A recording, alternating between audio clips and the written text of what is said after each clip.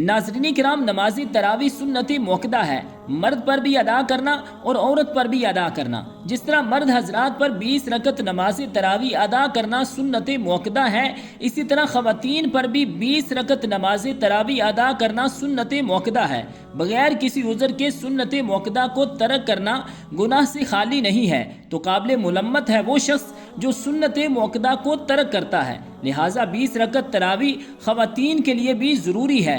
और ये भी याद रखें कि फ़र्ज़ नमाज यानी फ़जर की 2 रकत फ़र्ज़, ज़ुहर के 4 रकत फ़र्ज़, 4 असर के फ़र्ज़, 3 मगरिब के फ़र्ज़ और 4 इशा के फ़र्ज़, और वाजिब नमाज यानी इशा के वितर, और इसी तरह ईदैन की नमाज और फजर की 2 सुन्नतें, इन तमाम में क़याम करना फ़र्ज़ है। अगर बैठ कर नमाज पढ़ेंगे तो आपकी नमाज नहीं होगी। फ़र्ज़, वाजिब और फजर से पहले जो 2 रकत सुन्नत पढ़ी जाती हैं, इनमें क़याम ज़रूरी है।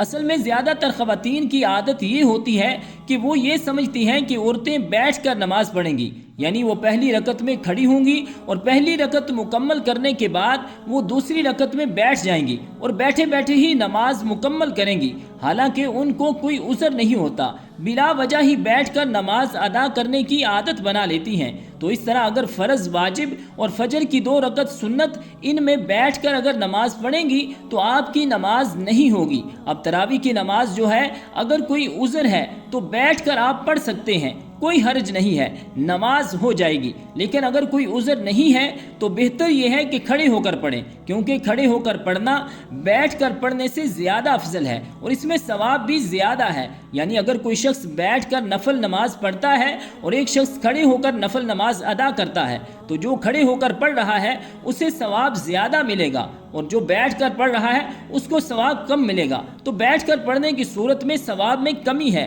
लेकिन पढ़ सकते हैं। लेकिन फ़र्ज़, वाजिब और फजर की जो 2 सुन्नतें हैं, उनमें क़याम फ़र्ज़ है, उनमें अगर गलती से बैठकर पढ़ेंगे तो आपकी नमाज नहीं होगी। तो रब्बे ज़ुल जलाल हम सब को अमल की तौफ़ीक़ और हिम्मत अता फ़रमाए। आमीन बिजाहिन नबीजिल करीमिल अमीन।